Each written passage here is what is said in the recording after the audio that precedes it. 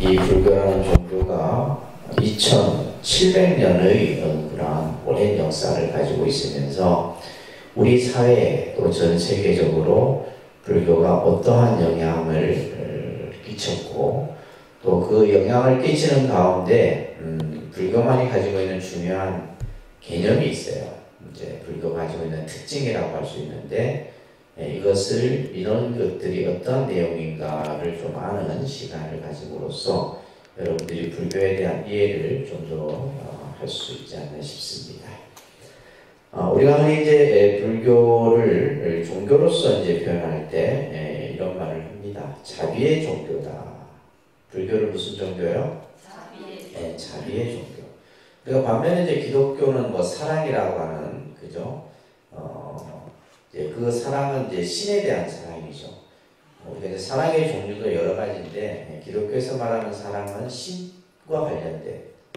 그래서 아가페적인 사랑이 이제 기독교에서 말하는 사랑인데 이제 불교는 이제 자비라는 말을 쓰고 있고 우리는 또 이제 성불의 종교다라는 말도 하고 깨달음의 종교다 이런 여러 가지 이제 불교를 표현합니다.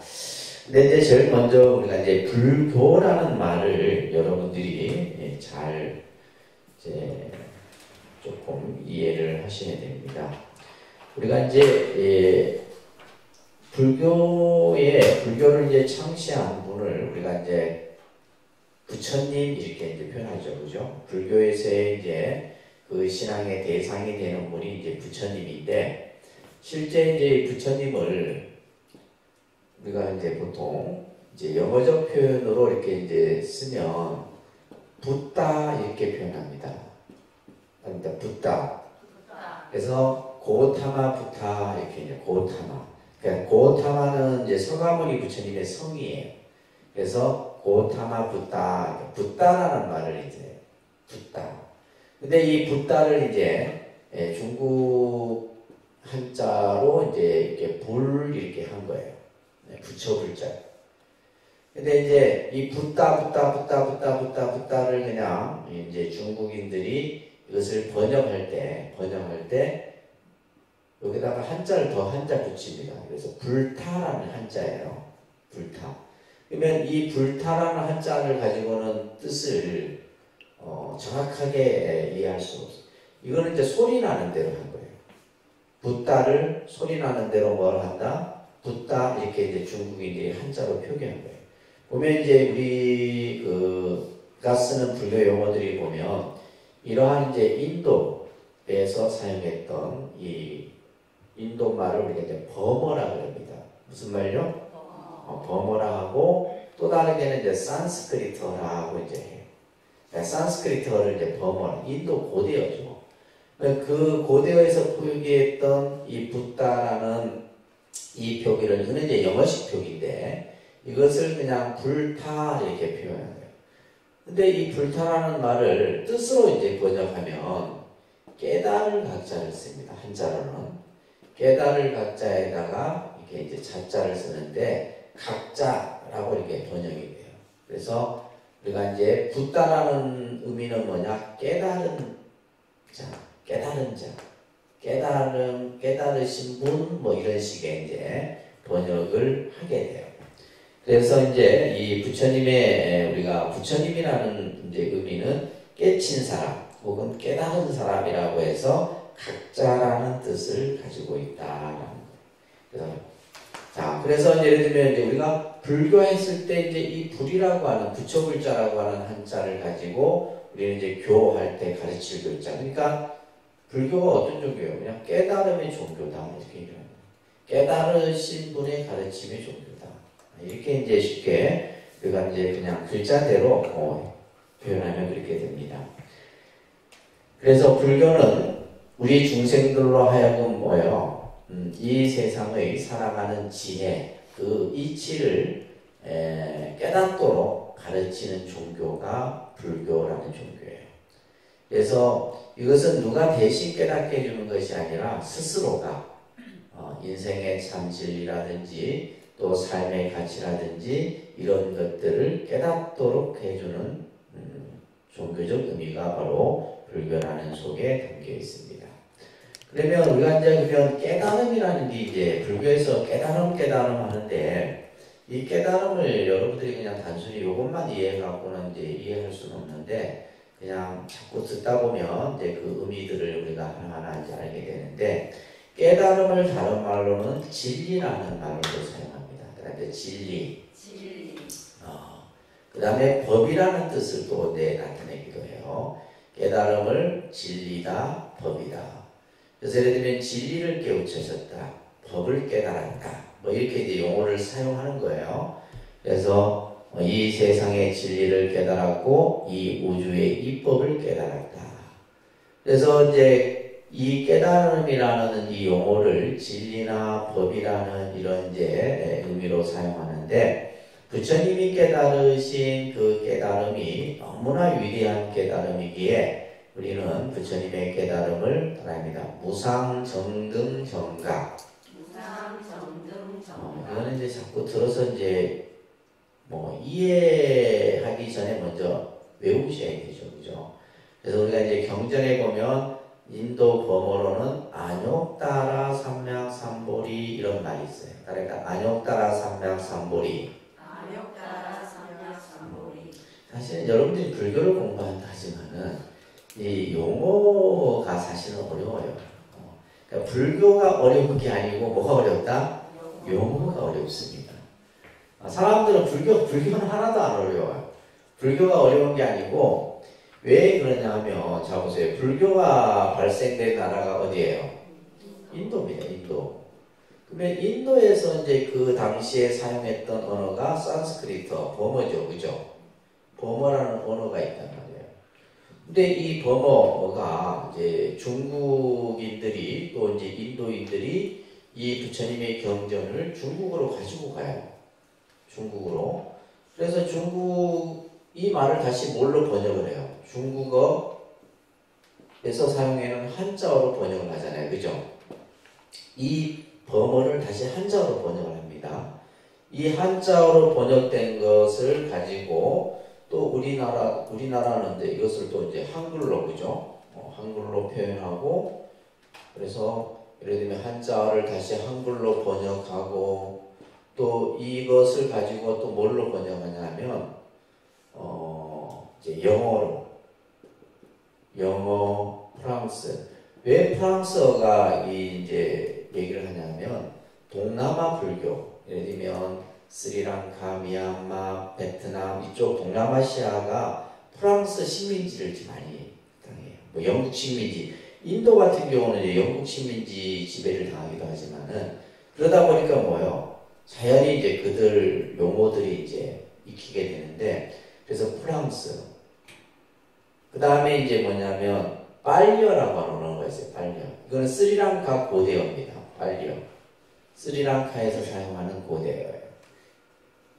그 다음에 이제 이 중국의 면적의 거의 3분의 1을 차지하고 있는 그 이제 중국의 자치구 형태지만은 지금은 분리 독립을 하려고 하죠. 어디에요? 티벳입니다. 티베터, 그러니까 티벳 그 소수 민족이 굉장히 넓습니다. 면적이 뭐 중국의 3분의 1이니까. 그러니까 이제 이 지금 중국 같은 경우는 그 수많은 50몇 개나 되는 소수 민족들을 전부 막 응집시키잖아요. 근데 티벳이 만약에 분리 독립이 되게 되면 어떻게 될 것 같아요? 소련처럼 돼요. 그러니까 이제 또 티벳을 중국이 굉장히 신경 쓰는 이유 중에 하나가 뭐냐면 모든 중국에 사용하는 물의 70%가 티벳으로부터 만들어져요. 티벳의 히말라야에서 내려오는 그 물들이 전부 수자원으로 이렇게 돼요. 그러니까 만약에 티벳이 이제 분리 독립을 해버리게 되면 굉장히 이제 또 이제 특히 이제 지금 티벳의 달라이라마라든지 그죠? 이런 정신적 지도자들이 미국하고도 또 가깝잖아요. 굉장히 복잡합니다. 아무튼 이 버머, 한자, 영어, 그 다음에 이제 또 뭐가 있어요? 일어. 또 일본이 이제 불교학을 굉장히 발전시키다 보니까 일본어로 된 경전들이 또 많이 있어요. 그래서 영어로 된 경전도 있고, 그 다음에 빨려로 된 경전, 한자로 된 경전, 이런 경우. 그러니까 이걸 말 그대로 무서워요. 어학이에요, 어학. 사실. 그래서 이제 불교학을 제대로 이제 공부하는 학자들 보게 되면 기본 5개 국어 정도를 해야 돼요. 5개. 저도 처음에 할 때는 막 이제 열심히 했어요, 저도. 열심히 이제 막 다양한 언어를 많이 이렇게 배우고 있었는데 그만큼 어렵습니다. 왜냐하면 용어를 이해를 못하게 되면 뭐 사상이나 의미를 이해할 수가 없잖아요. 그죠? 그래서 불교가 어려운 게 아니라 뭐가 어렵다? 그죠? 그 사용하는 언어가 어려운 거예요. 그래서 그 언어를 하나하나 익혀나가는 것이 하루아침에 됩니까? 안 돼요. 그래서 많은 시간이 이제 필요한 거예요. 그래서 지금도 이제 우리가 불교라는 이제 의미를 해석을 하면서 벌써 이제 뭐예요? 붓다라고 하는 그죠? 불이라고 하는 이런 이제 그 의미부터 하나하나 이제 풀어가는 거예요. 지금 여기서 말하는 것처럼 무상정등정각이라고 하는 이 한자의 뜻도 안욕다라 삼당삼볼이라고 하는 인도의 범어를 그냥 중국인들이 소리나는 대로 그냥 표현했는데 이제 이 안욕다라 삼당삼볼이라는 한자를 가지고는 아무리 뭐 용을 빼는 재주가 있어도 이건 번역이 안 돼요. 왜 번역이 안 돼요? 그래서 소리나는 대로. 그래서 이제 우리가 보통 이제 인도 범어를 소리나는 대로 번역하는 것을 음역이라고 해요. 그러니까 음역. 음역이 있고 뜻으로 번역하는 것이 있는데 그것을 의역이라고 해요. 그러니까 의역. 그래서 음역과 의역이 이제 같이 이렇게 사용이 되게 됩니다. 특히 이제 예를 들면 금강경이라는 경전에 보면 이 안욕다라 삼약삼보리가 막 엄청 나와요. 여러분들 신행집 339쪽에 339쪽 보면 금강경에 보면 이게 이제 다 한자로 되어 있잖아요, 그죠? 그러니까 한자도 모르는 사람한테 이걸 읽으라 하니 무슨 말인지는 알겠어요, 그죠? 그래서 좀 이제 요즘에는 한글화를 많이 합니다. 맨 아래 보게 되면 발, 안, 우, 다라, 삼약, 삼보리자 이런 용어가 있죠, 그죠? 이게 지금 뭐냐면 이게 금강경에서 수십 번 나와요, 이 용어. 이게 뭐냐면 위에서 우리 아까 얘기했던 부처님의 깨달음을 나타내는 뜻이에요. 무상, 정등, 정각이라고 하는 이것을 이제 뜻으로 번역했을 때는 무상, 정등, 정각이라고 이렇게 번역을 하는 겁니다. 그래서 이 무상, 정등, 정각은 부처님이 깨달으신 법은 어떤 법이냐? 가장 높고 보편적이고 바른 깨달음이다. 그래서 우리가 부처님의 깨달음을 그냥 정각 이렇게 표현하기도 해요. 그런데 정각, 바른 깨달음이다. 그러면 그 깨달음의 내용이 뭐냐라고 했을 때 우리는 이제 이것도 이제 굉장히 이제 설명이 다양합니다. 부처님이 무엇을 깨달았느냐, 무엇을 깨달아서 부처가 되셨느냐라고 했을 때 그 깨달음의 내용이 연기법이다. 무슨 법? 연기법이다라고 얘기를 하는 거예요. 연기법. 이제 이것이 나중에 이제 공부를 많이 하다 보면 마음법이다 또 표현하기도 하고 일심법이다라고 표현하기도 하고 이 세상에 그러면 이 연기법이 뭐냐면 이 세상이 어떻게 만들어지고 어떻게 없어지고 또 우리가 어떻게 태어나고 어떻게 죽고 사람이 왜 그냥 살면서 그죠? 여러 가지 인연 속에서 살아가고 이런 것들에 대한 이 세상의 근본적인 그러한 진리를 이 연기법을 통해서 설명을 하고 있어요. 나중에 연기법 배울 겁니다. 이 연기법은 뭐 배운다 해서 이거는 이해할 수 있는 것은 아니에요. 내가 이제 부처님 공부를 하고 수행을 하면서 이것을 내가 스스로 깨달아야 되는 것이지 이것은 뭐 예를 들면 이제 이 연기법을 가지고도 박사 논문이 수십 편인데 그 사람들은 다 깨달았게요.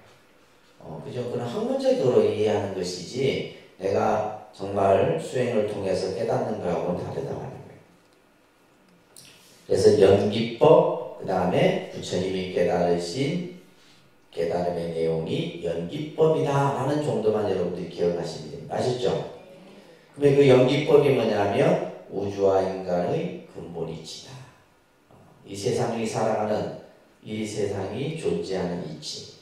그래서 예를 들면 이게 이제 근본적으로 달라요. 서양 종교는 이 세상을 누가 만들었느냐 했을 때 그들은 신이 만들었다 이렇게 주장해요. 근데 불교는 이 세상이 어떻게 존재하느냐 그 존재를 연기로서 설명해요. 그래서 종교가 이제 크게 우리가 이제 서양 종교에서 말하는 이런 어떤 존재 성립에 대한 개념도 다릅니다. 근본적으로 달라요. 아시겠죠? 그래서 이제 이러한 의미들을 여러분들이 잘 기억하시면서 바랍니다. 불교는 부처님의 깨달으신 진리를 가르쳐 보이는 교법을 받들어 그것을 통한 올바른 인생관, 세계관, 생활관을 가지는 불타주의를 말한다. 말은 이렇게 지금 이제 막 쭉 학술적으로 이렇게 좀 설명을 해놨는데, 불교라는 종교는 뭐냐? 부처님이 깨달으신 진리를 우리가 그것을 바로 배우고 실천해서 우리들이 살아가는 세상의 진리로서 삼아가는 종교다. 그래서 이제 우리가 불교를 영어로 표현했을 때 부디즘 이렇게 표현하는 거예요. 부디즘. 그래서 불교 신자를 부디스트 이렇게 표현해요. 크리스찬 이렇게 기독교 신자들을 크리스찬 하듯이 불교 신자를 영어적 표현으로 뭐예요? 부디스트 이렇게 하는 거예요. 불교를 부디즘 이렇게 영어로 표현하는 거예요. 자, 이렇게 해서 이제 불교라는 먼저 이 도대체 불교의 그 어휘적 뜻이 뭐냐 이걸 좀 살펴봤고요. 자, 불교는 여러 가지 이제 불교가 가지고 있는 그러한 특징이 있는데, 첫 번째가 밑에다가 생명중심이라고 좀 써놓으세요. 생명중심의 종교다. 그래서 다시 말해서 인본주의예요. 인본주의. 불교 가지고 있는 첫 번째 중요한 개념은 모든 생명을 가장 절대화하는 종교가 바로 불교다. 그렇기 때문에 자, 불교는 인간 외에 그죠? 어떤 생명이라고 하는 것을, 모든 생명을 평등하게 바라보는 것이 이제 불교관이에요. 예를 들면 인간이 위대하고 뭐 동물이나 뭐 식물이나 이런 것들은 뭐 하등하고 이렇게 보지 않습니다.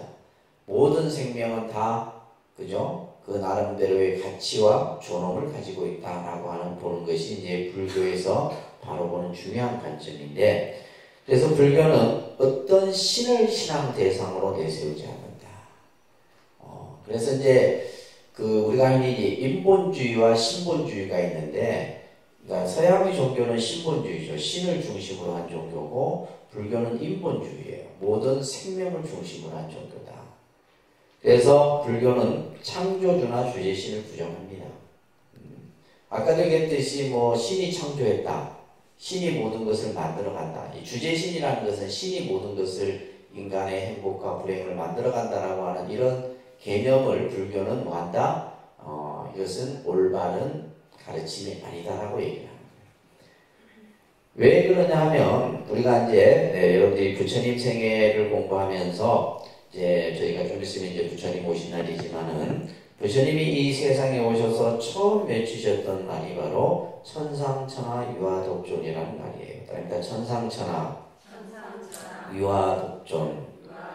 여기서 이제 이 천상천하 유아독존이 뭐 부처님 자신이 뭐 내가 가장 존귀하고 훌륭한 어떤 존재다 이것이 아니라, 천상천하 하늘이 하늘 아래, 여기서 아라고 하는 것은 모든 생명을 얘기하는 거예요. 모든 생명은 존엄과 가치를 가지고 있다. 그래서 불교라는 종교가 첫 출발을 할 때 이미 뭘 강조를 한 거예요? 그죠? 존엄성과 평등성을 강조합니다. 인간의 모든 생명은 존엄하고 평등. 그래서 인간의 목숨과 하루살이의 목숨을 생명의 무게로 달았을 때 똑같다 이 말이에요. 우리를 볼 때 우리가 더 그죠? 무게가 많이 나갈 것 같죠? 아니, 똑같다라는 거예요. 그래서 이러한 존엄과 평등성을 강조하면서 누구나 그죠? 자기 노력에 의해서 모든 것을 이루어 나갈 수 있다라는 것을 강조하는 것이 불교죠. 그러니까 예를 들면 뭐 부처님이 여러분들에게 뭐 복을 주고 뭐 행복을 주고 이게 아니에요. 그런 거 없습니다. 모든 것은 뭐다? 내가 만들어간다. 자기 자신이 창조하고 자기 자신이 만들어간다라고 하는 사상이 불교 사상에서 굉장히 중요한 것. 그래서 그 밑에 보면 한자어가 있는데 다음에다 일체유심조. 일체유심조라는 말이 유명한 말입니다. 이 말. 일체유심조는 뭐예요? 이 모든 것은 내가 만든다 이런 뜻이에요. 모든 것은 누가 만든다? 내가. 마음이 만드는 거예요. 일체의 모든 것은 마음이 만드는 거다. 그렇잖아요. 우리가 행복하고 불행하고 하는 것도 마음이 만드는 거지 누구 뭐 어떤 신이 만들고 부처님이 만들어주고 이런 개념 없습니다. 내가 만들어가는 거예요. 그래서 일체유심조라고 하는 이러한 가르침이 불교에서 중요한 핵심 가르침으로 소개해지고 있죠. 그렇기 때문에 법구경에 보면 우리들은 우리 자신들의 의지처이다. 우리 스스로가 의지처예요. 근데 우리는 이제 이 사람이라고 하는 이 사람이란 나타내는 이 사람 인자는 보면 서로 뭐 하고 있어요? 기대고 있어요. 그러니까 뭔가 우리가 어떠한 모든 생명은 서로 뭐 해요? 의지를 해야지만 살아갈 수 있는 존재인 거죠. 서로. 그런데 이제 그 의지의 대상이 이제 우리는 보면, 그죠? 여러분들이 살면서 이제 의지의 대상으로 삼는 게 뭐예요? 여러분들 지금 무엇을 가장 의지합니까? 예? 뭘 가장 의지하고 살고 계세요? 예? 모르겠어요? 돈이잖아, 돈. 요즘엔 돈이 최고라네요. 남편도 자식도 필요 없어. 돈만 있으면 돼. 근데 그런 의지처는 뭐 남편이 됐든 자식이 됐든 돈이 됐든 그건 나에게는 뭐예요? 진정한 의지처가 될 수가 없어요. 왜 그래요? 이것은 언젠가는 없어지는 것이기 때문에. 언젠가는 없어지는 거잖아요. 뭐 자식이 됐든 돈이 됐든 누가 됐든 간에 그죠? 결국은 자기 자신이다 이 말이에요. 자기 자신. 그래서 다른 누가 의지처가 될 수 있겠느냐. 그러면서 우리가 이제 또 부처님 생애를 통해서 배웠던 가르침이 있죠. 그죠? 따라합니다. 자등명, 법등명, 자기 자신을 등불로 삼고 법을 등불로 삼아라. 이렇게 번역하면 이렇게 됩니다. 따라합니다. 자기 자신을 등불로 삼고 법을 등불로 삼아라. 불교라는 종교가 이런 가르침을 얘기한다 이 말이에요. 자기 자신을 등불로 삼아라. 법을 등불로 삼고 그러면서 부처님께서 법을 보는 자 나를 보고 나를 보는 자 법을 본다라는 유명한 말을 하셨는데 요 얘기 이제 그 스토리가 좀 있어요. 이 바카티라고 하는 이 사람 이제 스님 이름입니다. 이 바카티라고 하는 노비구가 있었는데 나이가 많이 들어서 이제 오늘 내일 이제 임종을 며칠 앞두고 있는 그런 병든 비구였어요. 근데 이 바카티가 한 번도 부처님을 본 적이 없어. 수행을 몇십 년을 했는 동안에도 부처님을 한 번도 본 적이 없는 거예요. 그래서 맨날 이제 병이 들어서 누워 있으면서도 내가 죽기 전에 부처님을 한 번 뵀으면 혼자 말이에요. 그래서 이제 그 소리를 들었던 옆에 있던 스님이 이제 부처님이 계신 정사로 가서 부처님이시여 어느 병들어 죽어가는 비구가 있는데 부처님을 한번 뵙기를 늘 혼자서 이렇게 말을 합니다. 그래서 부처님이 내가 직접 그 비구가 있는 처소에 내가 병문안을 가겠다 해서 병문안을 가시죠. 가서 이제 그 비구가 누워있는 방문을 열고 들어서자 이 바깥이가 뭐요? 부처님이 톡 들어오고 그냥 놀래요. 그래서 그 아픈 몸을 확 일어나려고 예를 갖추려고. 그러자 부처님께서 누워있어라 바깥이요. 이러면서 뭐라고 먼저 말씀을 하시냐면 부처님이 이 썩어 없어질 몸뚱아리를 보고 예배한들 무엇하겠느냐. 그러니까 바깥이는 뭐예요? 부처님을 보고 그냥 예배를 하고 싶어 했던 거잖아요. 근데 부처님께서 이 바깥이에게 이 썩어 없어질 몸 두 마리를 보고 예배한들 무엇하겠느냐 그러면서 뒤이어서 하시는 말씀이 법을 보는 자는 나를 보고 나를 보는 자는 법을 본다. 이런 유명한 말씀을 하십니다. 그래서 나를 보려거든 뭘 봐라? 법을 봐라.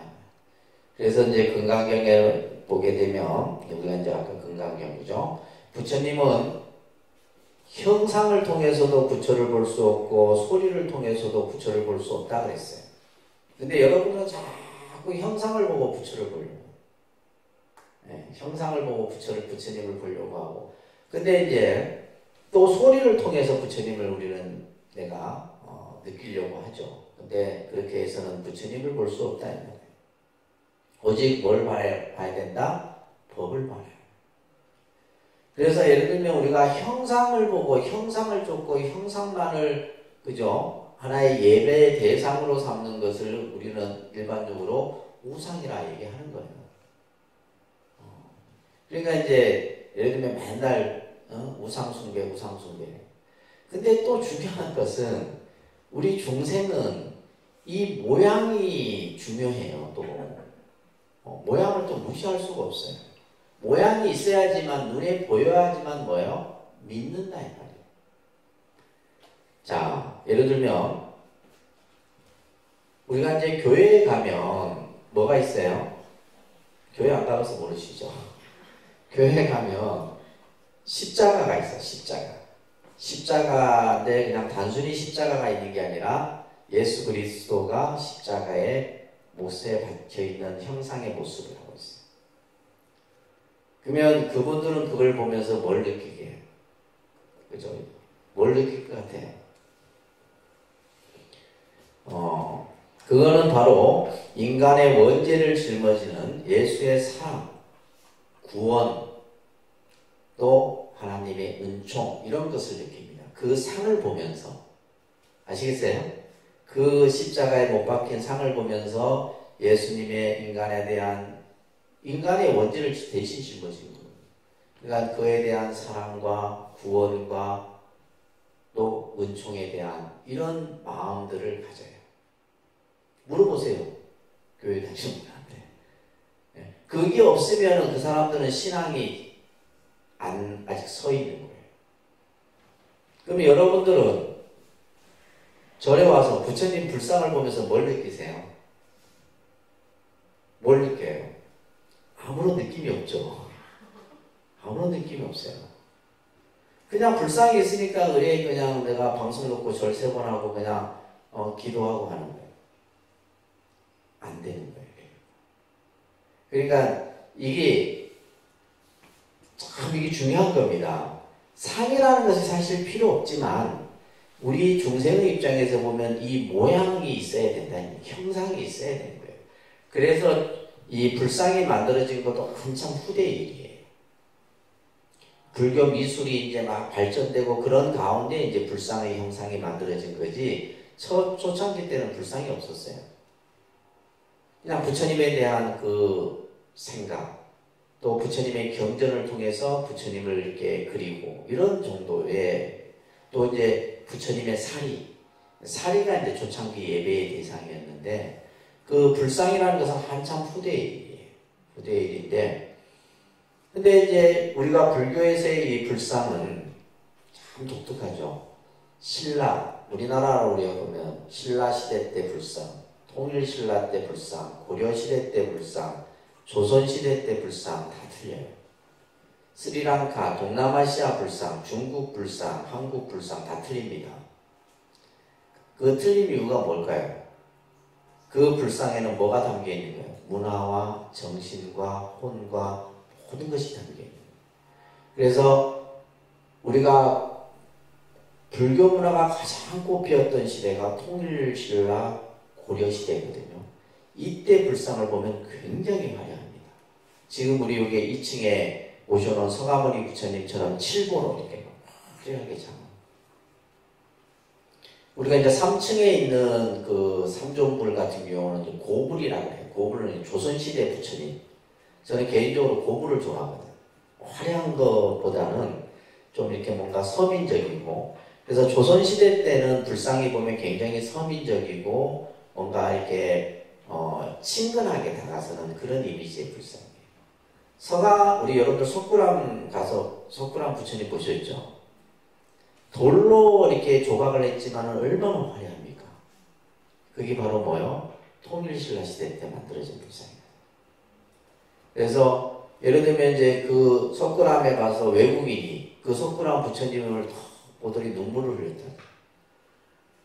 그 사람은 그 불상에서 뭘 본 거예요? 한없는 자비의 모습을 본 거예요. 자비를 느꼈다는 거예요. 그러니까 자비라는 용어를 모르지만은 그 외국인이 느끼는 그 부처님의 모습에서 그걸 느끼는 거예요. 그러니까 마찬가지로 우리가 예를 들면 이 부처님 불상을 통해서 단순히 뭐 형상, 부처님이 금으로 됐다, 뭐 나무로 만들어졌다, 뭐 철로, 이게 중요한 게 아니에요. 이것을 이제 조성하는 사람을 불모라 그럽니다. 그러니까 불모. 이 불모에 마음이 담겨 있고, 또 이 불상을 조성하는 시주자의 원력이 담겨 있는 거예요. 이 불상의 하나에. 그래서 이 불상을 통해서 우리는 부처님의 무한한 자비와 중생을 향한 그러한 마음들이 여러분들이 보여져야 돼요. 그래서 매일매일 여러분들이 법당에 올 때마다 부처님의 모습이 달라요. 다릅니다. 달리 느껴진단 말이에요. 그래서 이제 우리가 형상이라고 하는 것은 중생의 입장에서 보면 똑같아요. 근데 아까도 얘기했듯이 그냥 상을 상으로 보면 뭐가 되고? 우상이 되는 거고. 내가 부처님 법을 보지 못하고 상만 보고 예배하면 그거는 뭐예요? 우상인 거예요. 근데 내가 부처님에게 예배를 올리면서 부처님에 대한 법에 대한 생각, 부처님에 대한 진리에 대한 생각, 이런 것을 가지고 예배를 하게 되면 그것은 바로 내 앞에 부처님이 앉아 계신 것과 똑같아요. 그래서 사실은 그래서 어떤 종교든지 어떤 하나의 형상을 만들어 놓습니다. 어떤 종교든지 마찬가지예요. 근데 그 형상을 대하는 마음이 어떠냐에 따라서 다른 거예요. 아시겠죠? 그래서 부처님께서 법을 보는 자 나를 보고 나를 보는 자 법을 본다. 이게 유명한 말입니다. 따라합니다. 법을 보는 자는 나를 보고 나를 보는 자는 법을 본다. 여기서 나는 누구예요? 바로 부처님이죠. 그죠? 그래서 이제 우리가 불교라는 종교는 이것이 이제 부처님을 막 절대화하고 신격화하고 하는 것은 이것은 나중에 이제 또 다시 설명을 드려야 되는데 처음 부처님이 출현하고 부처님이 중생들을 교화하고 제도했을 때는 부처님이 지금과 같이 신격화되지 않았어요. 이것이 이제 후대에 와서 이제 부처님이 마치 이제 어떤 절대자처럼 느껴지는 이러한 신앙적 모습들이 나타나는 겁니다. 자, 그 다음에 이제 그래서 불교는 인본주의, 생명 중심의 종교다라는 것 꼭 기억하시기 바랍니다. 아시겠죠? 두 번째는 불교는 깨달음의 종교입니다. 깨달음의 종교. 그래서 깨달음을 다른 말로는 성불이라고 표현합니다. 부처가 되는 거죠. 우리의 목적은 뭐다? 성불하는 겁니다. 우리 불교의 목적은 뭐다? 불교의 목적은 뭐요? 성불. 아이고 내가 어찌 성불해? 이래 생각하시면 안 돼요. 우리의 목적은 성불이에요. 부처가 되는 겁니다. 깨달음을 얻는 것이 우리의 목적이에요. 그러니까 우리가 예를 들면 다른 종교는 천당에 가는 것이 목적이지만 우리는 그게 목적이 아니에요. 우리의 목적은 뭐다? 깨달음을 얻는 것이다. 그래서 서양의 종교는 구원의 종교고 불교는 성불의 종교라는데 우리가 이제 신앙적으로 설명을 할 때 신앙도 보면 두 가지 형태가 있어요. 자력과 타력이라는 개념이 있습니다. 따릅니다. 자력, 타력. 이 의미를 여러분들이 잘 이해를 하셔야 되는데 자력은 말 그대로 뭐요? 내가 하는 거죠. 내 힘으로 하는 겁니다. 내 힘으로 하는 거고 타력은 뭐냐 하면 다른 절대적인 힘을 가진 사람의 힘을 빌리는 것은 타력이에요. 근데 우리가 이제 가만히 보면 불교는 어디에 가까울 것 같아요? 불교는 사실은 자력이에요. 자력 종교고 자력 신앙형태입니다. 왜냐하면 부처님이 여러분들에게 뭐 해주는 거 없어요. 여러분들이 뭐 법당에 와서 막 전한다고 해서 부처님이 뭐 주고 그런 거 없습니다. 안 줘. 내가 만들어가는 거예요. 내가 만들어가는 것이지. 근데 반면에 이제 우리가 서양 종교 같은 경우는 타력적 요소가 강하죠. 타력적. 왜냐하면 내가 내 힘으로 뭐요? 천당을 갈 수가 없는 거예요. 내가 천당을 가기 위해서 뭐요? 하나님의 은총이 필요한 거죠. 그래서 굉장히 타력적 요소가 강해요. 그러면 우리도 예를 들면 타력적 요소가 없는 건 아니에요. 예를 들면 내가 나무아미타불을 10번만 불러도 극락광생한다. 이건 타력적 요소예요. 정토신앙 같은 경우는 타력적 요소입니다.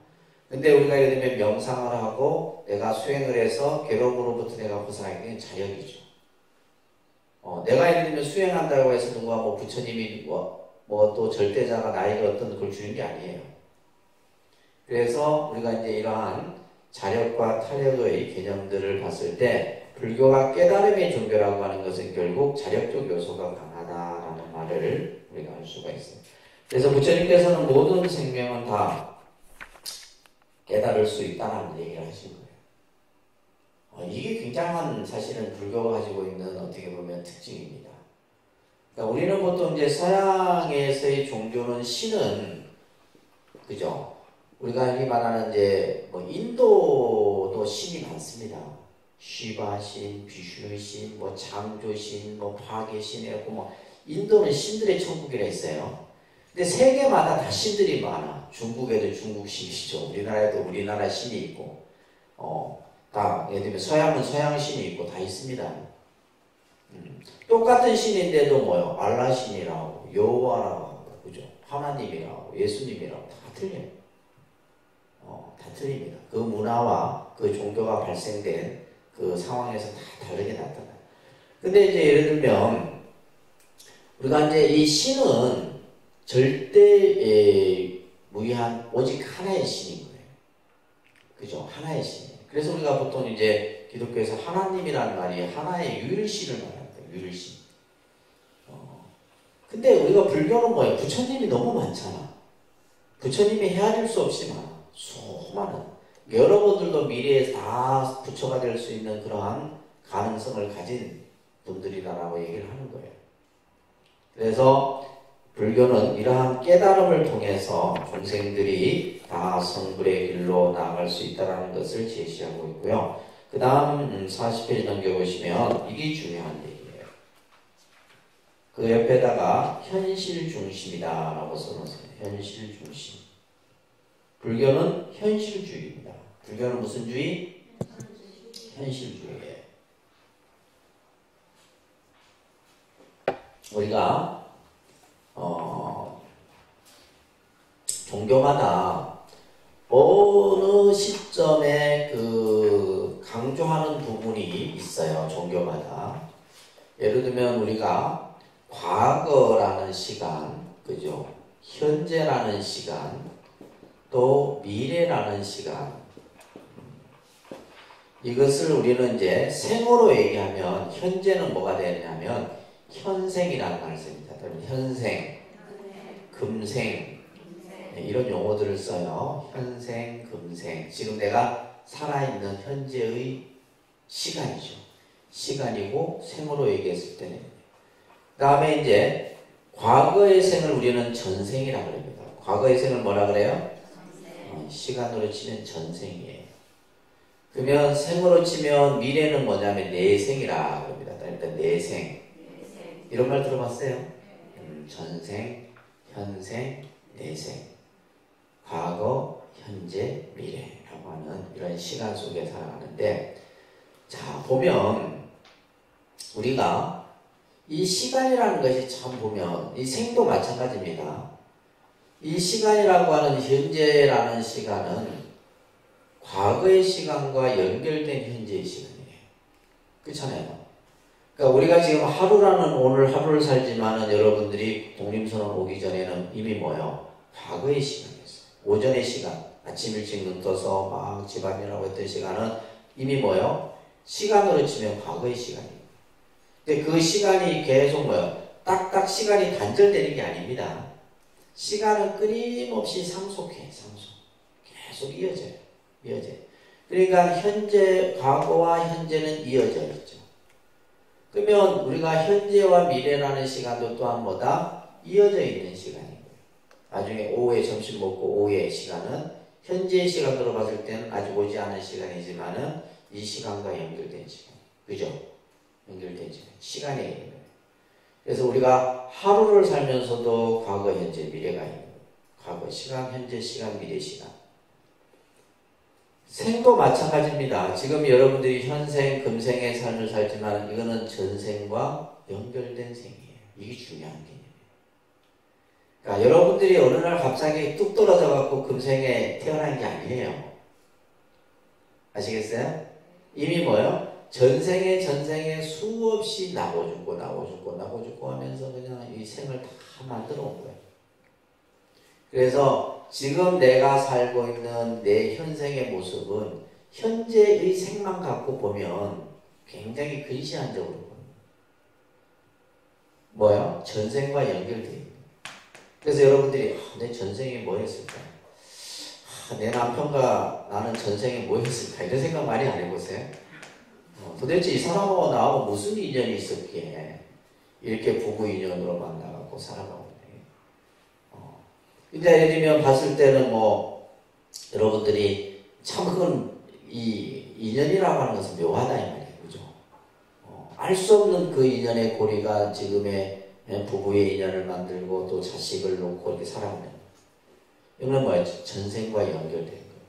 그러니까 보면 간혹 보면 여러분들이 현재 하는 행동들 보게 되면 현재의 그 어떤 행동만이 나타나는 것이 아니라 전생의 습기의 모습으로 인해서 나타나는 경우들도 많아요. 많습니다. 그래서 이미 내가 현재라고 하는 이 현생의 모습에서는 전생의 업을 같이 가지고 있는 거예요. 현재의 업만 가지고 있는 게 아닙니다. 그리고 이 현생은 또 뭐예요? 내생을 동시에 같이 가지고 있는 거예요. 그래서 이제 이 종교가 출현할 때 각 종교마다 종교인들이 가장 궁금했던 그 뭐예요? 사람들이 가장 궁금해하는 점이 뭐예요? 과거죠. 이건 내가 알 수 없는 것이기 때문에. 그래서 사람들이 과거에 대해서 궁금한 거예요. 또 하나는 뭐냐면 오지 않는 미래에 대해서 사람들은 궁금해합니다. 그러니까 종교는 뭐예요? 종교라고 하는 것은 어떤 종교든지 이것과 이것에 대한 얘기를 해주는 거예요. 이게 종교입니다. 어떻게 보면 철학은 현재의 문제만을 좀 다루는 편이에요. 현재의 문제만을 어떤 그죠? 우리가 말하는 뭐 칸트가 됐든 뭐 누가 됐든 니체가 됐든 현재의 삶의 중심이 있다라면 철학은, 종교는 뭐냐면 과거와 미래를 얘기하는 거예요. 그러니까 알 수 있어요, 없어요? 모르는 거예요. 그러니까 여러분들은 모르는 것에 다 혹해 있는 거예요. 혹해 있는 거예요. 그러니까 이것에 대해서 사람들은 뭐냐면 불안해한다는 거예요. 불안해하는 거죠. 그러다 보니까 종교를 이제 선택하게 되고 종교를 통해서 내가 그것을 알려고 하는 거죠. 자, 그런데 중요한 것은 불교는 과거도 이야기하고 미래도 얘기하지만은 그 중심은 현재를 더 중요하게 여긴다. 무게중심은 어디에 있다? 현재에 있다.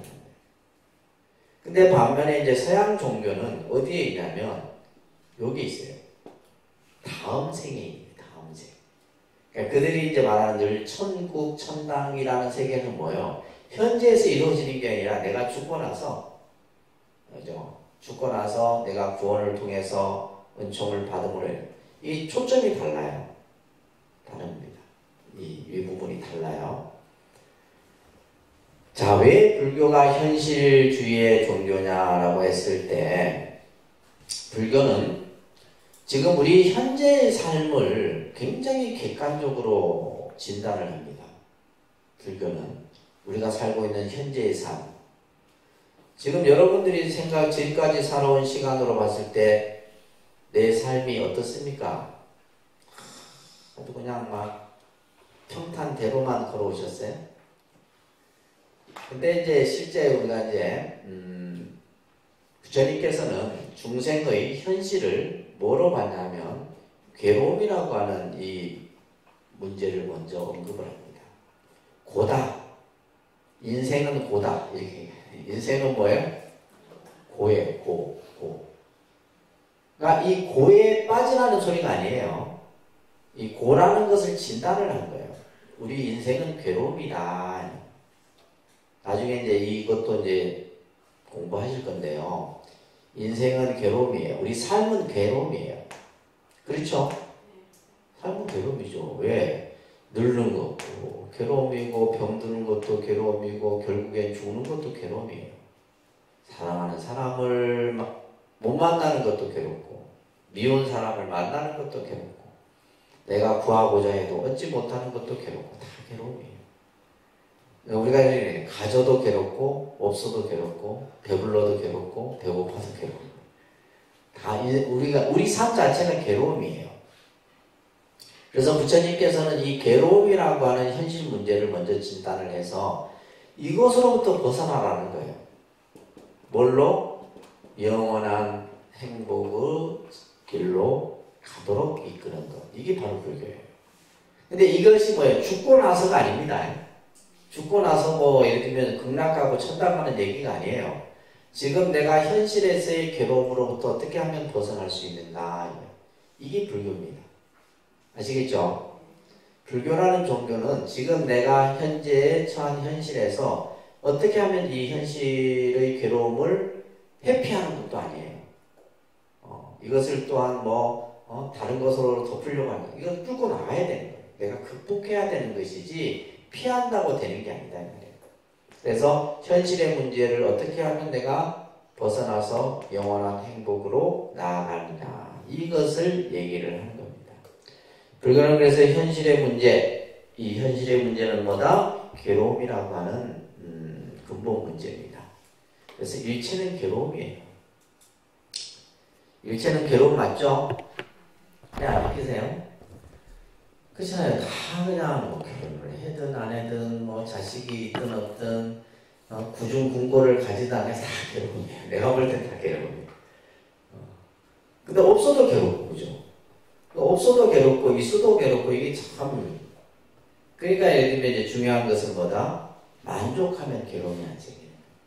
근데 우리는 뭐예요? 만족을 못하기 때문에 괴로운 겁니다. 있고 없고의 문제가 아니라 우리 스스로가 만족하느냐 안 하느냐의 차이인 것이지. 그렇잖아요. 그러니까 우리가 예를 들면 행복지수를 맨날 우리가 세계적으로 조사를 해도 우리나라가 맨날 꼴찌야. 우리가 꼴찌에서 35위가 그렇던가. 우리나라가 35위. 우리나라가 얼마나 잘 살아요? 잘 사는데도 사람들이 안 행복한 거예요. 그러니까 안 행복하는 이유가 뭐냐면 결국 만족을 못한다는 것은 자꾸 남을 비교하기 때문에. 비교하면 불행해집니다. 남하고 비교 안 하고 스스로 내 삶에 만족하고 살면 괜찮은데 비교하는 순간 우리는 불행해져요. 왜? 제가 많이 생각해 보니까 나보다 나은 사람은 50%고 나보다 못한 사람이 50%예요. 여러분들 어떤 상황에 처해도 마찬가지입니다. 나보다 더 이렇게 잘 사는 사람이 50%고 내보다 못하는 사람이 50%. 그러면 나는 지금 뭐 하는 거예요? 최상인 거예요, 사실은. 근데 우리는 자꾸 뭐냐면 잘 사는 사람만 보고 있으니까 내가 비참하고 괴로운 거지. 근데 그런 것들을 이제 우리가 이제 부처님 법을 공부하면서 스스로 깨우쳐 가야 돼요. 그 밑에 보면 기상구탐이라고 하는 이건 이제 이야기가 부처님 당시 때 있었던 일이에요. 한 여인이 있었는데 아주 힘들게 3대 독자를 얻었는데 어느 날 갑자기 아이가 죽어요. 아이가 죽자 이제 이 기사고탐이라고 하는 여인이 어머니가 이제 막 이성을 잃습니다. 갑자기 자식이 죽어버리니까. 그래서 이성을 잃고 죽은 자기 아들을 막 품에 안고 막 사람들 만나는 사람마다 우리 아이 좀 살려달라고 막 얘기를 해요. 그러니까 이제 실성을 거의 한다시피 한 거죠. 그러다가 어느 사람이 정말 당신 아들을 살리고 싶으면 저 기원정사라고 하는 곳에 부처님이 계시니 부처님이라면 당신 아들을 살릴 수 있을 것이다. 이렇게 듣고 이제 찾아가죠. 그러면서 기사고탐이라는 이 여인이 부처님께 우리 아들을 살려달라고 막 얘기를 해요. 그러자 이제 부처님께서 정말 너의 아들을 살리고 싶으냐? 꼭 살리고 싶으냐? 그러면 내가 시키는 대로 하면 내가 너희 아들을 살려주겠다.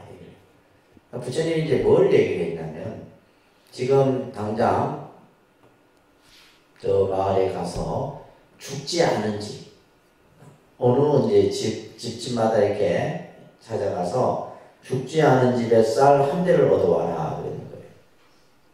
그래갖고 이제 이 기사고타미가 마을에 내려가서 대문을 두드려서 이 집에는 죽은 사람이 있습니까? 없습니까? 근데 거기가 뭐 다 어릴 때 죽은 사람도 있고 나이 들어 죽은 사람도 있고 병 들어 죽은 사람도 있고 뭐 사고 나 죽은 집집마다 죽지 않은 사람이 있어요 없어요? 아무도 없는 거예요.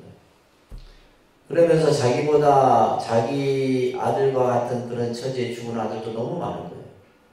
그러니까 그때 우리가 예전에는 뭐 그냥 그죠 병들어 죽는 경우들이 얼마나 많아요. 태어나자마자 죽고 그죠 그런 경우들이 많았잖아요. 그러면서 이제 기사고타미가 사람은 누구나 태어나면 반드시 죽는구나라는 이 죽음에 대한 이 현실을 깨닫게 됩니다. 그래서 다시 정사로 와서 부처님께 자신의 어리석음을 뉘우치면서 제가 너무나 어리석었습니다. 그러니까 쉽게 얘기해서 우리가 예를 들면 부처님이 가지고 계신 신통의 힘으로 이 죽은 아들을 살릴 수 있습니다. 근데 살려본들 결국엔 뭐예요? 또 우리가 어느 시간이 되면 또 죽는 거죠. 근데 부처님이 이제 이 문제를 해결했던 방법은 뭐예요? 현실을 직시하는 거예요. 현실을 직시함으로 인해서 네 스스로 그 마음의 고통으로부터 벗어나는 거예요. 그래서 이 기사고타미는 죽은 아들을 장례를 치르고 비구니로 수행자의 길로 들어갔다는 그런 이야기가 경전에서 나옵니다. 그러니까 이런 어떤 그 이야기들을 볼 때 이제 부처님께서 얼마나 현실의 어떤 문제들을 입각 중심으로 모든 것을 풀어간다는 사실을 우리가 알 수 있죠. 자, 이번 시험 볼게요. 도시가 있죠. 바로 이제 경주입니다. 경주. 신라인들이 서라벌이라고 하는 이 서라벌이라고 하는 그 이제 명칭 자체도 스라바스티라고 하는 인도의 이제 그 부처님이 오랫동안 머물렀던 그 지명을 가져온 거죠. 그래서 스라바스티가 이제 서라벌이 되고 그죠. 지금의 이제 경주가 되는데 신라 때 이 경주는 말 그대로 부처님 세계입니다. 그래서 경주 남산을 지금도 가보면 뭐 산마다 불상, 불탑 이런 것들이 다 되어 있고 그죠. 또 보면 이제 황룡사라든지 불황사라든지 이런 사찰들이 뭐 그냥 성 안에 가득했었고 그래서 이러한 부처님의 세계를 이룩하고자 했던 그런 또 이제 신라인들의 그러한 모습들을 우리가 볼 수가 있는데 이제 그러기에 앞서서 이제 뭐냐면 좋은 도반을 가지는 것, 그죠? 그것을 이제 선우라고도 얘기합니다. 우리가 이제 불교에서 함께 수행하는 이들을 뭐란다? 도반이라고 해요. 그다음에 도반. 그다음에 이 도반을 좀 더 이제 다른 말로는 선우, 좋은 것이다 이런 뜻이에요. 그래서 실제 우리가 공부를 하는 데 있어서는 좋은 것이 필요합니다, 여러분들. 그래서 첫째는 도량이 우리가 공부를 하는 조건의 첫 번째는 도량입니다. 도량. 이거는 어떻게 보면 이제 장소죠, 그죠? 공간적 개념에서의 장소입니다. 두 번째는 뭐냐면 거기서 말하는 것처럼 뭐요? 도반입니다. 도반. 벗이 있어야 돼요. 혼자서 공부는 못합니다. 혼자서는 공부하는 것이 이제 별 효과가 좀 떨어지죠. 함께 더불어서 수행할 수 있는 도반. 이것을 이제 선우라고 얘기를 하는 거죠. 그죠? 그 다음에 세 번째는 공부를 하는 조건에 세 번째는 뭐냐면 스승이죠. 스승. 스승의 그 역할도 중요합니다. 그래서 우리가 보통 여러분들이 아이들을 그죠? 좋은 학교에 보내는 이유가 바로 뭐예요? 그죠? 그리고 좋은 학교에는 누가 있어요? 그죠? 공부를 잘하는 아이들이 모여 있어. 그리고 그에 있는 선생님은 또 훌륭한 분이야. 그러니까 이런 조건들이 우리가 흔히 말하는 강남 8학군이라고 하는 거예요. 그게 다 보내려고 막 이사도 가고 다 하잖아. 그래 안 그래요? 그래서 이 세 가지 조건이 갖춰져야 돼. 이 세 가지 조건 중에 어느 것 하나라도 빠지게 되면 그러니까 우리가 어떠한 좋은 그죠? 공부를 통해서 결과를 만들어낼 수 없다는 얘기예요. 자, 7번째가 중요합니다. 7번째. 불교의 특징에서 불교는 옆에다가 진리의 종교이면서 과학의 종교라고 써놨어요. 과학의 종교. 과학의 종교입니다. 아인슈타인이 1939년에 대학 강연에서 이런 말을 했어요. 현대의 과학적 요구에 상응하는 종교를 꼽으라고 한다면 그것은 불교라고 말하고 싶다. 이런 말을 했다는 겁니다. 아인슈타인이 누구예요? 과학의 아버지잖아. 이 아인슈타인이 대학 강연에서 현대의 과학적 요구에 상응하는 종교. 과학에 가장 근접한 이 종교를 꼽으라고 한다면 그것은 불교다. 이런 얘기를 했다는 거예요. 이것은 뭐냐면 그만큼 불교가 진리에 가깝고 합리적이고 그죠? 그 다음에 어떻게 보면 윤리적이고 이성적인 이런 어떤 사유의 세계가 바로 불교적 가르침이라는 거예요.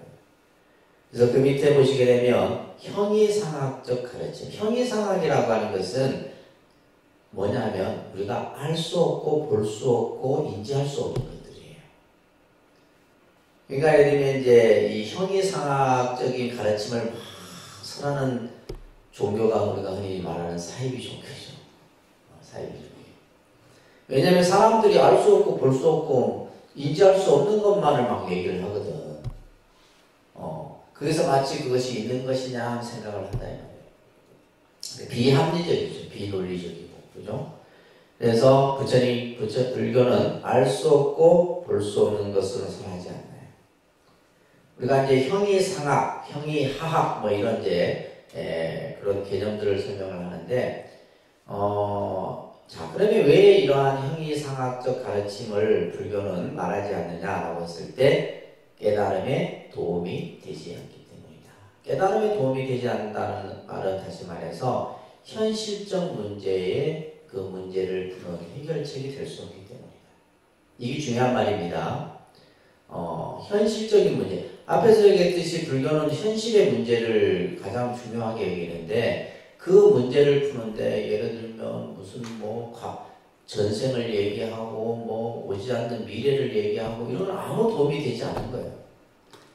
지금 내가 예를 들면 몸이 아프면 그 아픈 그 문제를 가지고 이것을 왜 아프며 이 아픈 것을 어떻게 하면 치면 이게 중요한 것이지 그냥 무당 불러다가 구슬한다 그러면 아무 쓸데가 없는 일이다.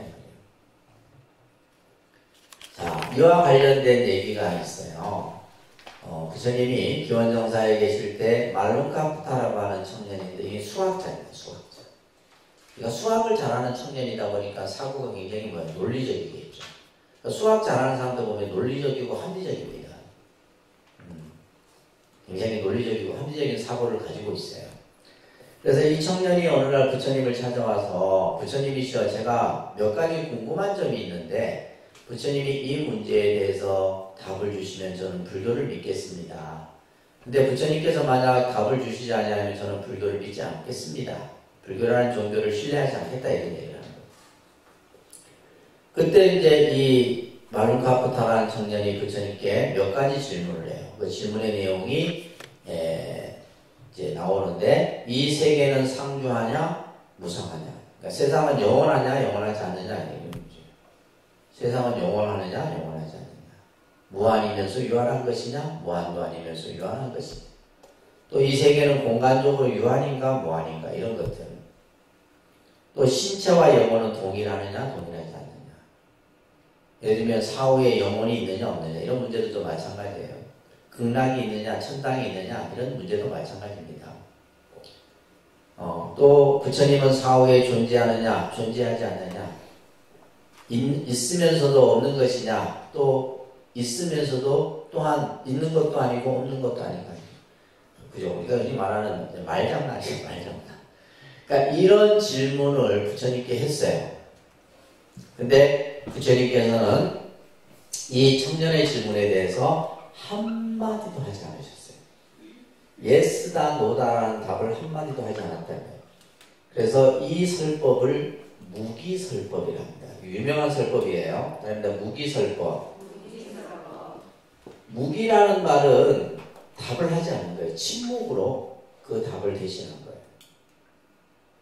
그러니까 우리가 예를 들면 그렇죠. 말도 안 되는 질문을 하게 되면 그에 대해서 가타부타 무슨 말을 해본들 뭐 하겠어요. 그때는 가만히 있는 게 나은 거예요. 그게 답이에요. 그래서 부처님도 이 청년의 질문에 대해서 지금 막 청년은 열변을 토한 거죠. 부처님이시여 세상은 유한한 것입니까? 무한한 것입니까? 영혼은 있는 것입니까? 없는 것입니까? 열애는 사후에 존재하는 것입니까? 아닙니까? 이런 식이에요.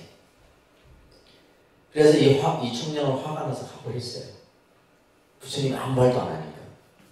그리고 나서 이제 옆에 있던 아난이 부처님의 제자가 부처님이시여 부처님이라면 이 청년의 궁금한 생각에 대해서 충분히 답을 해주실 수 있을 텐데 왜 답을 해주시지 않으셨습니까? 이렇게 얘기를 해요.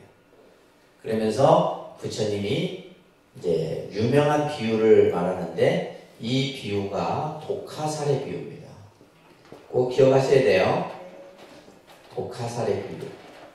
이제 우리가 이제 부처님 말씀을 보다 보면 많은 비유는 뭐냐면 어떠한 상황을 쉽게 이해시키기 위해서 예를 드는 거예요.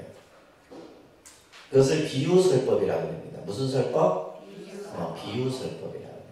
그러니까 이제 듣는 사람이 정확하게 그 뜻을 알도록 하기 위해서 예를 드는 거죠. 그러니까 예를 많이 들잖아요. 그죠?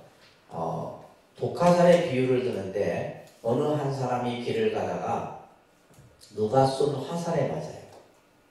누군가가 쏜 화살에 맞는데 그 화살이 독화살이에요. 근데 독화살을 맞고 이 사람이 쓰러져요. 쓰러지니까 사람들이 막 모이겠죠.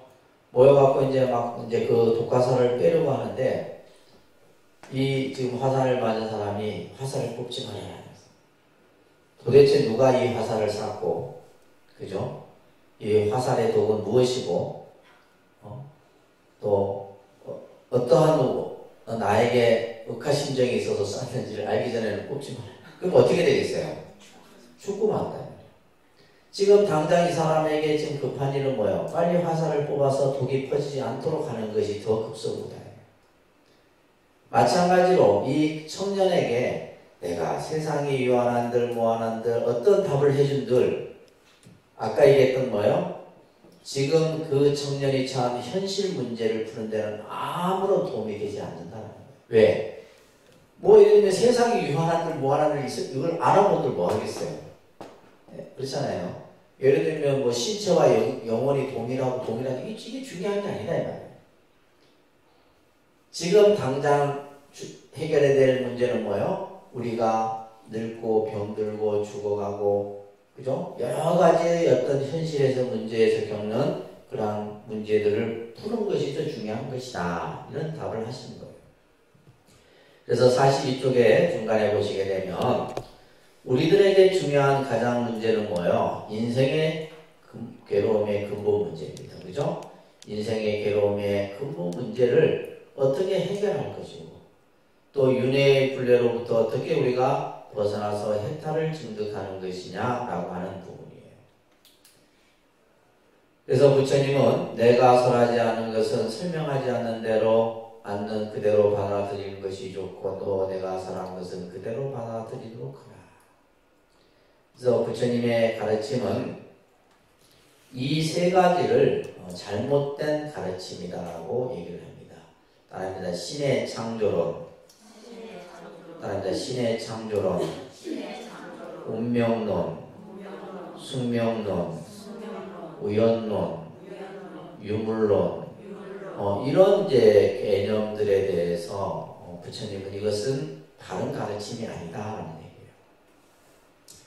얘기예요. 신의 창조론은 자, 부처님이 출현할 당시에 인도는 브라만 신이라고 하는 신이 이 세상을 창조했다라고 인도인들은 지금도 믿고 있어요.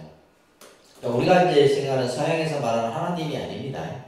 하나님이 아니고 인도인들이 인구가 지금 얼마예요? 거의 10억이 넘잖아요. 그 사람들은 이 세상을 신이 창조했는데 그 신이 누구냐면 브라만 신이에요. 신이 달라요. 그래서 신의 창조론을 이 부처님이 출현할 당시에 인도 사람들은 다 그런 관념을 가지고 있었는데 그것은 잘못된 것이다.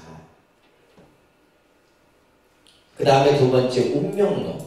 이게 운명론은 결정론 쪽 운명론이라고 합니다. 그런데 결정론적 운명론. 그러니까 결정론적 운명이라는 것은 결국 우리 운명이 결정되어져 있다고 보는 거예요. 예를 들면 근데 부처님은 그거는 잘못된 생각이다. 우리 운명은 뭐예요? 끊임없이 변하는 거예요. 바꿀 수 있는 겁니다. 아셨죠? 바꿀 수 있습니다. 여러분들이 사주에 단명운이 있다. 그러면 이 사람은 그죠? 빨리 죽어야 되는 거예요. 근데 그 운을 바꿀 수 있는 거예요. 바꿀 수 있는. 그래서 우리 스스로가 우리의 운명을 변화시키고 발전시켜 가는 것이지 결정되어진 대로 우리 운명이 그죠? 만들어지는 게 아니다. 숙명론이 이제 그런 개념이에요. 숙명이다. 숙명의 개념도 운명론과 같은 개념이에요. 그 다음에 우연론. 우리가 예를 들면 뭐 우연이 이런 말을 하는데 우연은 없습니다. 우연이 아니고 뭐라요? 인연이에요. 인연. 모든 것은 뭐다? 인연이다. 인연이라는 말은 원인과 결과라는 거예요. 그냥 뭐 아무렇지 않게 갑자기 뭐 툭 만들어진 게 아니에요. 반드시 뭐가 있는 거예요?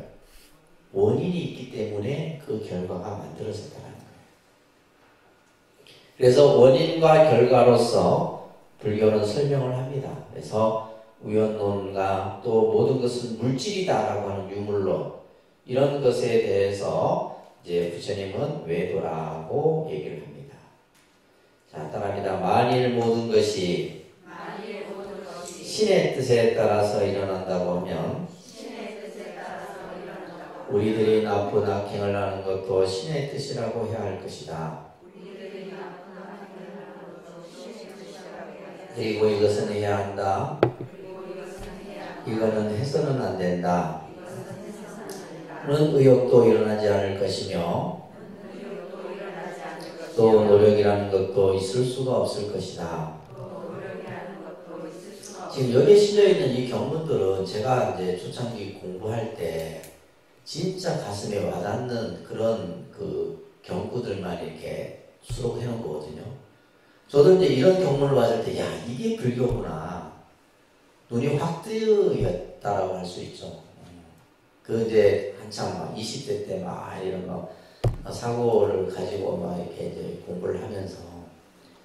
그렇잖아요. 지금 이 신의 뜻에 의해서, 또 운명에 의해서, 숙명에 의해서, 우연에 의해서 다 여기에 포함되는 얘기예요. 다 같이 똑같이 이제 그 뜻이 설명이 되어지는 겁니다. 그러니까 만약에 이러한 어떤 그 모습에서 우리들의 삶이 나타난다면 정말 우리가 뭐 그죠? 해낼 수 있는 게 별로 없어요.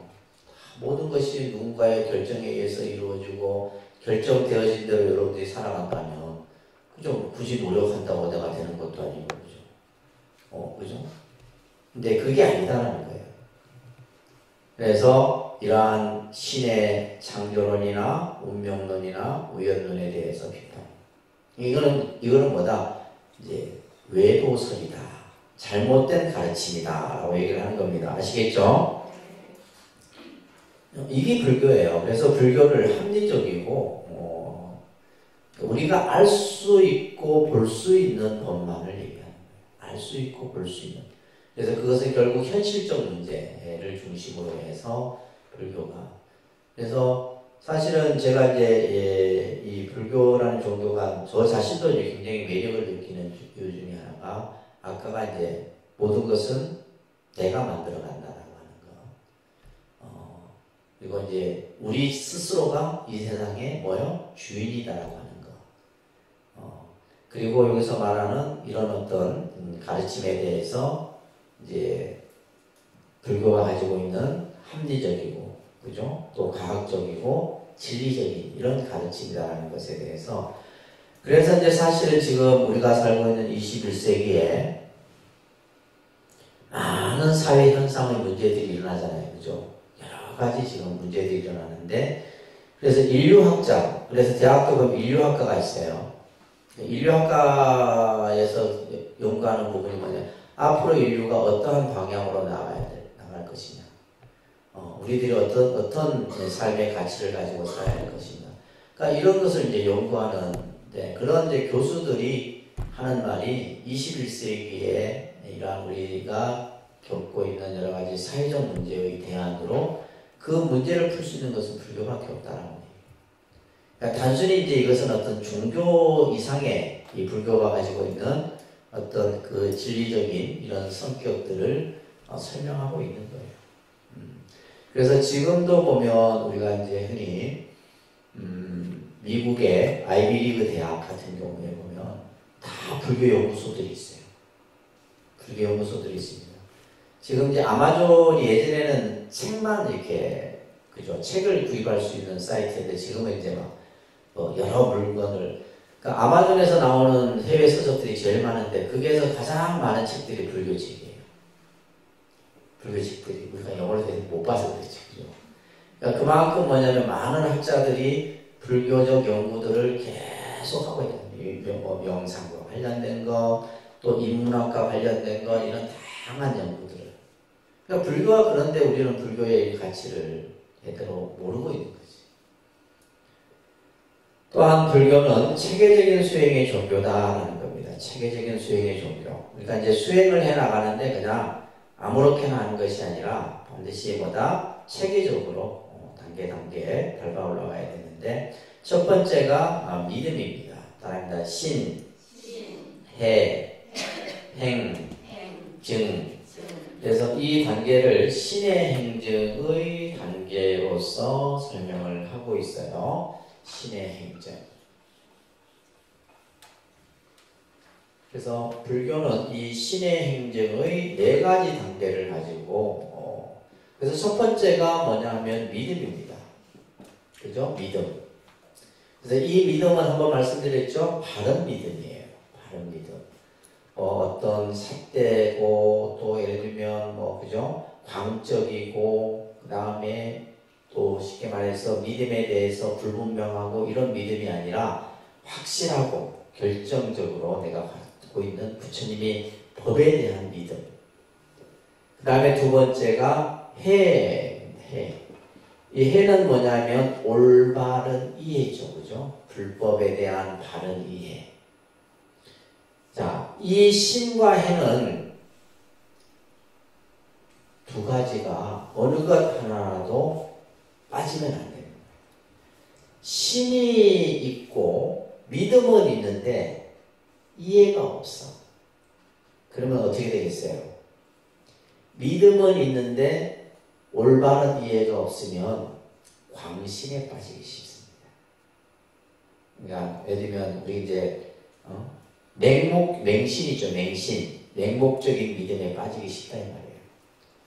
그래서 옛날 우리 이제 어른들 분들이 보면 불교를 믿어도 굉장히 좀 맹신에 가까운 믿음을 가지고 말 그대로 절대적인 거예요. 절대적인 거. 그 믿음에 대해서 한치의 의심도 없어요. 그런데 예를 들면 불교가 뭡니까 모르면 한마디도 답을 못해. 내가 불교를 믿는데도 불교에 대해서 알아야 몰라요. 모른다 이 말이에요. 그래도 그냥 부처님만 하면 다 되는 거예요. 이게 뭐냐면 신은 있으나 이해가 없으면 맹신에 빠지기 쉽다 이 말이에요. 아시겠죠? 근데 예를 들면 반대예요. 머리에 든 건 엄청 많아. 요즘 여러분들을 해당돼요. 머리에 든 건 많고 요즘에 얼마나 뭐 쉬워요. 유튜브부터 시작하면 모르는 게 없잖아요. 뭐 네이버 검색하면 다 나와. 사실 내 설명 필요 없어요. 네이버 검색하면 다 나오고 그냥. 이해는 있는데 뭐가 없어? 신이 없어. 그럼 어떻게 되겠어요? 이해는 그러니까 이해는 많으나 믿음이 없으면 뭐예요? 믿음은 없으면 어떻게 되겠어요? 쉽게 말해서 뭐에 빠지기 쉬워요? 미신에 빠지기 쉬운 거예요. 미신에 빠지기 쉬운 거예요. 그러니까 머리로만 그냥 하는 거예요. 머리로만. 그러니까 내 믿음이 뭐예요? 미신은 뭐냐면 내 믿음이 불분명한 거예요. 그러니까 요즘 사람들이 그러니까 믿음이 약한 거예요. 믿음이 약합니다.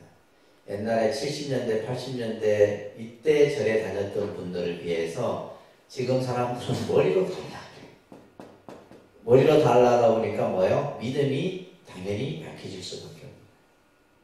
근데 이 두 개는 뭐냐면 새의 두 날개와 같고 수레바퀴의 두 축과 같다 그랬거든요. 그래서 여러분들의 지금 이제 단계는 뭐냐면 신과 해를 같이 닦아가는 단계다라고 보시면 돼요. 아시겠죠? 예, 내가 믿음과 불교에 대한 올바른 이해를 같이 닦아가는 단계예요. 그랬을 때 그 다음에 뭘 이룰 수 있어요? 행.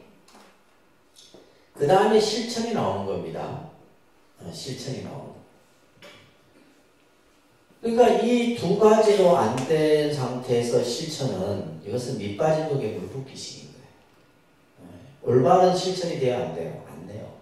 그냥 생색내기에 불과하고 자기 그냥 드러내는 데 불과하는 것이지 바른 실천이 나올 수가 없어요. 그 실천이 이루어졌을 때 우리는 마지막 단계인 뭘 해요? 증득의 단계. 결국 이게 이제 최종 목적지죠. 그죠? 우리가 얻고자 하는 그 깨달음을 얻을 수가 있는 거예요. 그래서 반드시 불교의 이러한 실천 수행은 따라합니다. 신, 해, 행, 증. 이 네 가지의 단계를 얘기를 하는데 여러분들은 신과 해를 그러니까 참 요즘에는 이게 안 되는 거예요. 믿음도 그러니까 이게 아까 믿음이 약해지는 건 결국 뭐냐면 머리가 커지기 때문이에요. 머리가 커지다 보니까 머리로 다 그냥 막 그나마 이제 독립선언은 제가 그나마 주스님이 똑똑하니까 그죠? 앞에서 이제 뭐 이렇게 안 하는데 그러니까 스님들도 다 공부를 다 이렇게 완벽하게 하신 경우가 그렇게 많지 않거든요. 그러다 보니까 이제 그럼 나은데 좀 어떤 것 같으면 뭐 보살들이 막 그냥 더 똑똑하고 막 더 잘하고 막 그냥 더 불교에 대해서 많이 알아. 그러면 그게 아무것도 안 돼. 그래서 우리가 이제 제일 먼저 사실은 갖춰야 될 것이 바로 뭐다? 신이.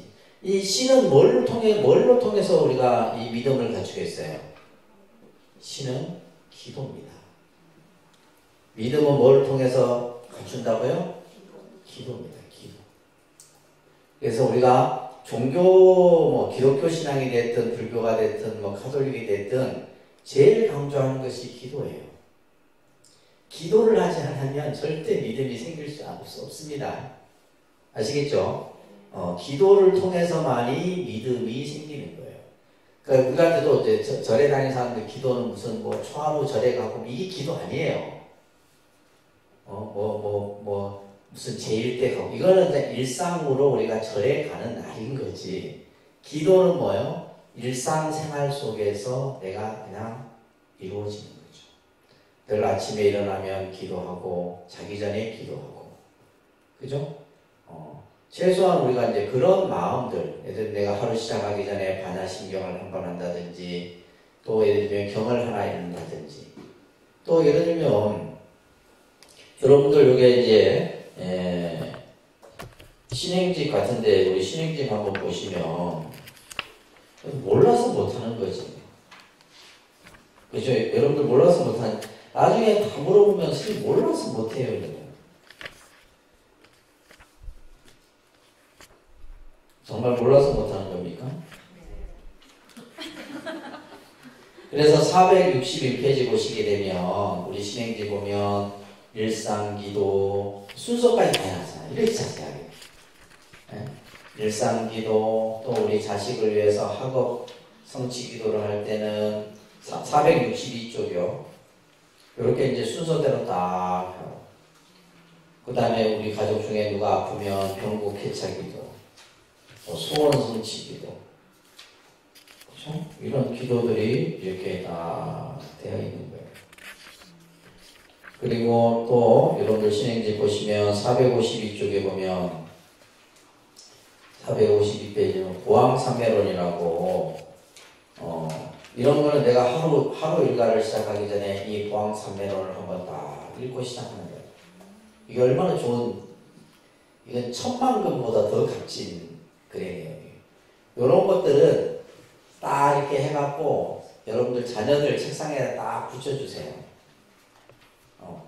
여러분들 100마리 잔소리보다 이게 홀랐습니다. 아시겠어요? 여기 같은 경우 몸에 병 얻기를 바라지 말라, 세상살이에 곤란 얻기를 바라지 말라, 공부하는데 마음 장애 얻기를 바라지 말라. 이게 얼마나 좋은 말이에요. 이런 말씀들도 한 번씩 여러분들이 일상생활 속에서 하시고, 그 다음에 중론계면 457쪽에도 보면 내가 하루에 한 번 마음 다스리는 길을 다 이 글을 한 번씩 읽는 거예요. 또 이거 써갖고 남편한테도 줘.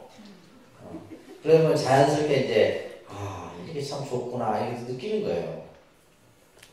그죠? 무슨 말인지 아시겠어요?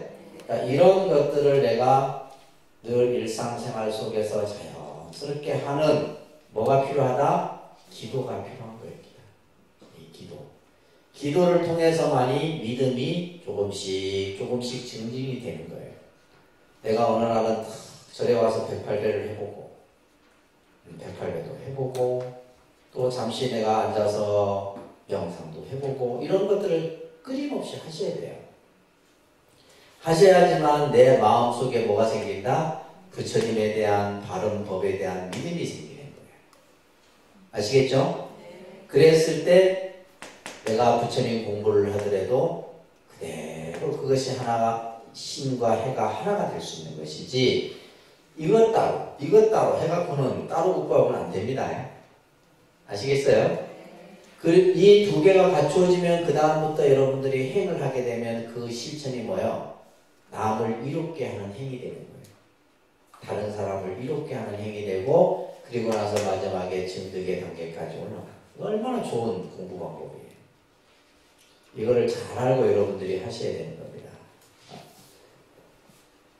그래서 불교는 체계적인 수행의 종교다 라고 얘기를 하는 겁니다. 그 다음에 마지막 불교는 자비의 종교이며 지혜의 종교이다. 그래서 사실 어떻게 보면 불교하면 이제 지혜, 그죠? 자비, 이 단어가 아마 가장 깨달음, 이런 단어들을 우리는 항상 기억을 하셔야 됩니다. 불교는 지식의 종교가 아닙니다. 학문, 철학, 그런 어떤 내용들도 포함하고 있지만은 불교가 지향하는 가장 이상적인 것은 지혜예요, 지혜. 우리가 이제 이 지식이라고 하는 것은 어떤 특징이냐 하면, 이거는 분석하고, 그죠? 분석을 통해서 이해하는 것은 지식이에요. 분석을 통해서. 예를 들면 참이다, 거짓이다, 맞다, 틀리다 라고 하는 것은 뭐예요? 지식이에요. 그러니까 이 지식은 뭐냐면 늘 뭐가 일어나냐면 자신의 이해 충돌이 일어납니다. 왜냐하면 내 생각이 맞고 저 사람 생각이 틀리다 보면 충돌이 일어나잖아요. 그죠? 그러면 이해 충돌이 생기면 결국 이게 뭘로 만들어져요? 갈등으로 만들어져요. 그러니까 우리 사회가 사실은 그렇잖아요. 여러분들 그런 거 한번 느껴보세요. 똑똑한 사람은 피곤합니다. 그래 안 그래요? 똑똑한 사람 피곤해. 그래서 사람들이 나를 더 피곤하게 생각합니다. 내가 내 자신을 너무 잘 알아.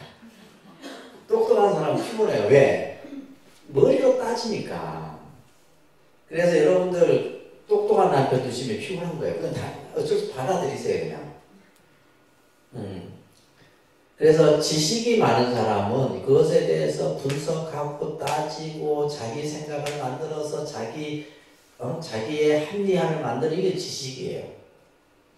그러니까 우리가 예를 들면 이 지식을 결국은 뭘로 바꿔야 되냐면 지혜예요.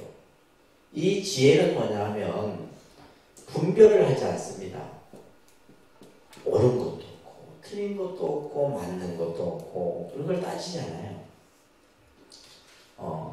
모든 것이 참이고 다 모든 것이 거짓이야. 전부 모든 것을 뭐예요?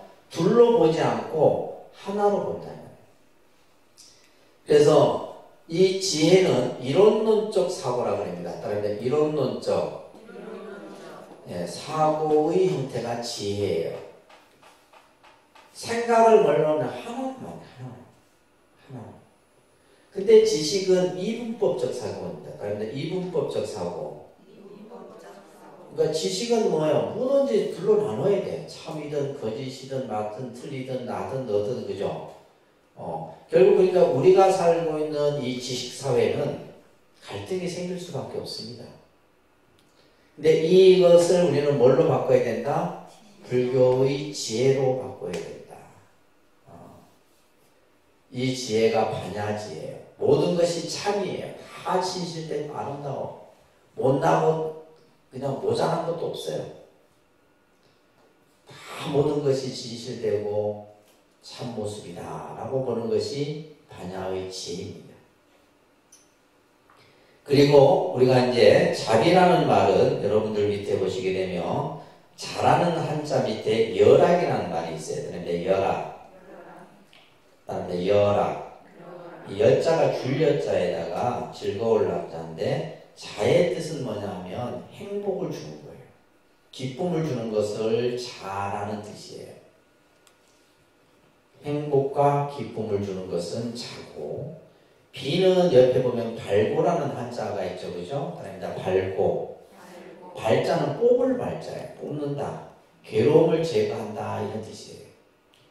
그러니까 아픔을 나누는 거죠. 우리가 괴로움을 우리가 제거하는 것은 그 괴로움을 함께 나눴을 때 없어지는 거예요.